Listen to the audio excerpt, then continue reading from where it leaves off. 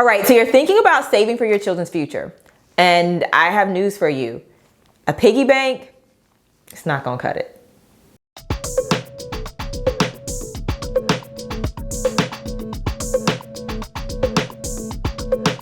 Hey guys, thank you so much for tuning in to watch this video. My name is Tanya Rapley, and here on my channel, I talk about all things motherhood, entrepreneurship, and Shopify, at least for right now. And so today I wanted to talk about something that quite a few people on my Instagram feed have been asking me about, because outside of this YouTube channel, I'm also a financial educator. So as a financial educator, I help people get with their finances and make better financial decisions so that they can achieve their financial goals. But I'm also a parent, so naturally people want to know what we're doing, what my husband and I are doing to plan for our son's financial future. So I wanted to create a video just to share some of the things that we're doing and some of the things that might be available to you, so you can start planning for your child's financial future so it can be intentional and not accidental, which is what happens to a lot of us. For me, planning for my son's financial future was important. When I went to college, I didn't have a college savings account. I had the option of taking out student loans or getting scholarships. I ended up doing both, but I still had student loans that I needed to repay. I paid off one of my private student loans, and I'm currently working on paying off my federal student loan. I'm not one of those people who's like pay off debt amongst everything else. No, I still want to live life and accomplish goals. So if you're looking for one of those people to talk about things like that, I ain't the one. This video is about how we prepare for my son's financial future. So let's just go ahead and dig into it. So the first thing that we did was we got a 529 plan for our son. A 529 plan is a college savings account. You can get one through your state, or you can get one through a financial institution. We got one through our financial institution, USAA, instead of going through the state we lived in, which was California at the time. But you can go to 529.org and find a plan or find a 529 option for your state. And they should have national ones on there too. If they don't, then go to your banking institution to find out if they have any college saving plans. When we set up Karis's 529 plan as soon as I got his social security number. So I think I got his social security card maybe within 14 days of him being born. And I was like, oh my God, he's like a real person. The government legit knows he exists. He has a social security number. That was a real wake up call for me as a parent, as if holding him and delivering him and everything else wasn't. But once I got that, I went ahead and opened up his 529 plan. I actually had received a gift from this woman, Tashina Anderson. She's wonderful. I received a gift from her as soon as Karis was born. And she's like, whenever you open up his 529, use this as a first contribution. And that's one of the things I like about the 529 plan is other people can donate to it or other people can put money into it. So when we set up Karis's 529 plan, I set it up and I created consistent contributions or recurring contributions from my bank account. I also sent a link that was provided by my bank to my father, and my father also makes recurring contributions to Karis's 529 plan. So it's not just me putting money in there, it's also my father putting money in there as well. And when his birthday rolls around or anything else and people are asking what they can gift him, sometimes, if there's a toy he wants and so forth, I'm totally not that parent that my son doesn't have toys. He has toys, he enjoys them, he loves his trampoline right now. But I also would give them the option of contributing to his 529 plan, which most of my finance friends prefer to do. So I'm not the only one putting money in his plan, and they are as well. And you can do the same if there are people in your circle who care about things of that nature, or you just want to make sure that you're prioritizing your child's financial future. Now, how can they use that 529? Because that's important too. It's a college savings plan. So what happens if they don't go to college? So those monies are set aside for them to go to college. They essentially usually are, when you put money in a 529 plan, it's invested in a mutual fund or mutual funds or ETFs based on your payoff date or based on the maturation date, which is 18 years or whatever is when they're 18 years old from the point when you make that initial investment. So it's working on the market, it's performing along with the market and so forth. So if the market is experiencing significant gains, you're going to experience gains with your 529 plan funds. If it's experienced losses, then you're going to experience losses.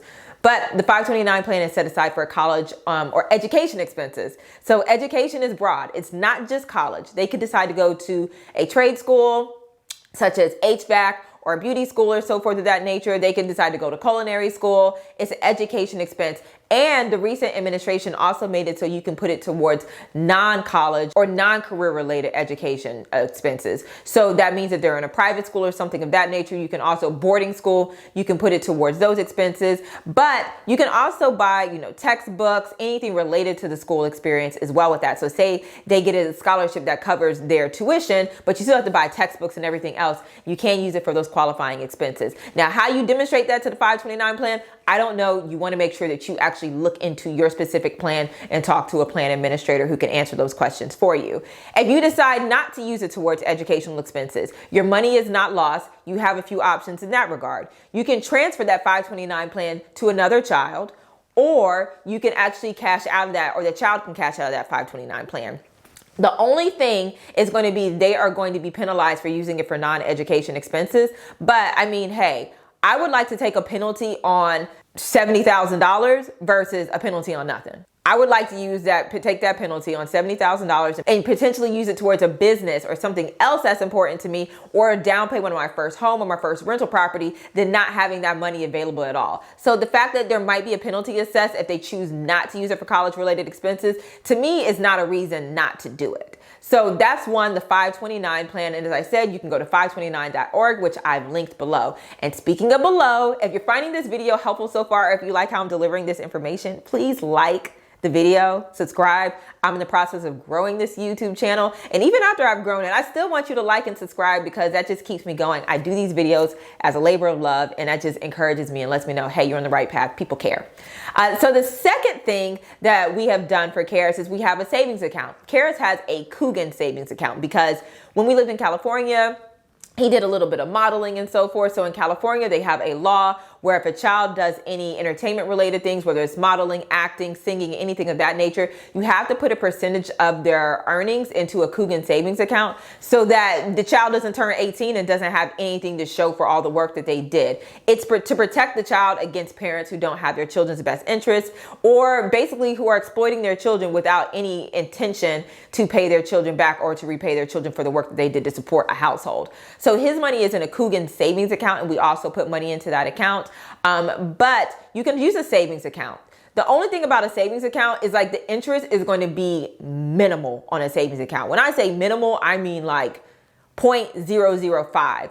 And at 0.005 return, if you were to put $5,000 in that account, within a year, you would only earn like $5 back on that, like less than $5 on that. So it's not going to grow the way it would grow in like a 529 plan. And it's something else that is going to not only accrue interest, but have compound interest as well, and be subject to market performance.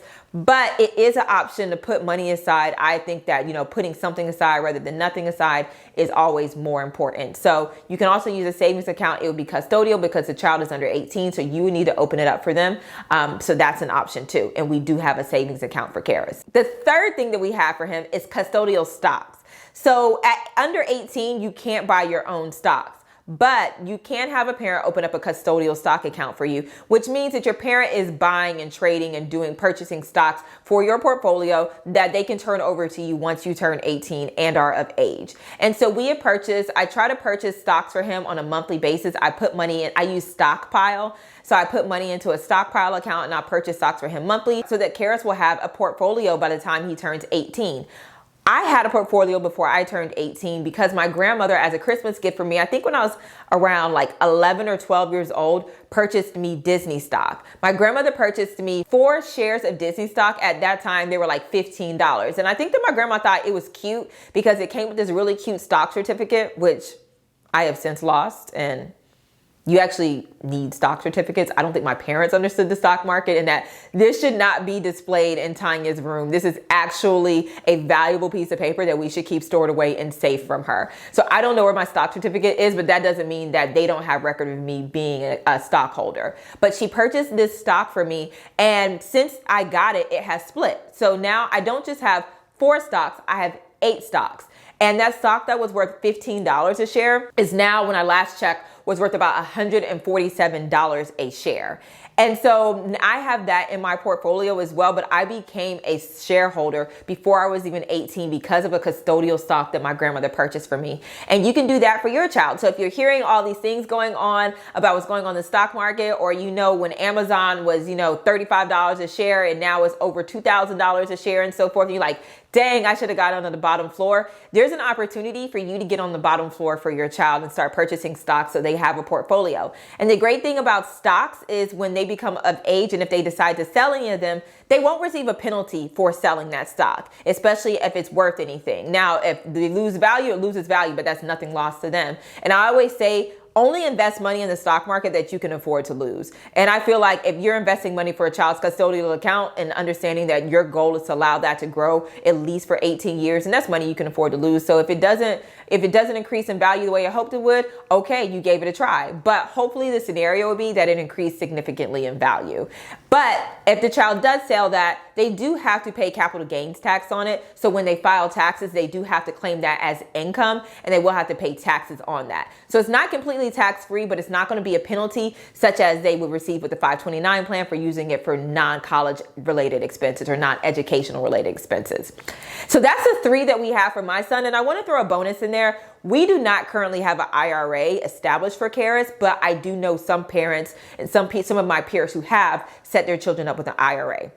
The way an IRA works is it is a retirement account. So IRA stands for individual retirement account. So this is a bonus. Go ahead and like this video because Tanya gave y'all a little bonus, and make sure that you subscribe. But an IRA, individual retirement account, is essentially a retirement account for your child. So you are jump-starting their retirement planning by opening an IRA. The thing about an IRA is that they need to have a job or some type of income. So you can't just put their allowance in an IRA. You need to have a business such as an LLC or some type of corporation your child is a demonstrated employee for. So that employee could be a model for your company, or they could be part of your marketing plan or your programming. So technically, Karis is part of my social media campaigns that I do on the Tanya.Rapley Instagram. So he could be an employee if I decide to pay him. And what I could do is I could pay him and put that money into an IRA for him so that he can start accruing money for his retirement. And that, I mean, compound interest, talk about, time is the magic component of interest or compound interest in retirement planning. So think about him starting to plan for retirement at 2 versus 20. That gives his money an entire 18 years to work in his favor. As I said, we haven't set up that structure for him to be an employee of any of my companies yet. And so we're not contributing to his IRA. But I mean, hope maybe in 5 years, we'll decide to add that as well once we feel like we're maxing out his 529 and we're good on his financial portfolio as far as his stocks are concerned. So that's a little bonus there for you. Some people are set up to do it. Some people aren't. Do not stress yourself out if you aren't. The previous 3 options I gave you are suitable for any parent who might not have their own company but just want to plan for their child's financial future. And lastly, in closing this video, I just want to say, be easy on yourself. If you're like, Tanya, these are great, but I'm barely keeping my head above water. Like, I just wanted to watch this to figure out what I should be doing, but I'm not ready to do that because I'm still trying to plan for my own retirement or make my own investment portfolio. That's totally okay. I applaud you because one of the best gifts that you can give your children is to be financially secure for yourself. If there's not anything else you do, if you cannot put a dime in their 529 plan, I want you to know that you establishing your own financial security in itself is a gift in planning towards their future. Because I also know several adults who are paying for their parents or helping their parents right now, and they can't even focus on their own financial goals because they're helping their parents pay their bills. By not being a financial burden for your child, you free them up to focus on their dreams, to focus on what their financial goals are. And so that in itself is a gift, and it's okay if you're focusing on that as well. But if you want to be, if you want to do a little more, or you want to go the extra mile, or you have the means to go the extra mile, this video will help you do that. So I hope you found this helpful. Here on my page, I talk about all things motherhood, entrepreneurship, Shopify. So please let me know if there's anything that you want me to cover in the comments below. Let me know if you're using any of these strategies in the comments below, or let me know if you want me to do another video kind of breaking some of these down, or like giving you a walkthrough of how we set it up or how Karis's are performing. I love doing these videos. I love connecting with you, and I really appreciate you for watching this. So be passionate, be profitable, and I will see you in the next video.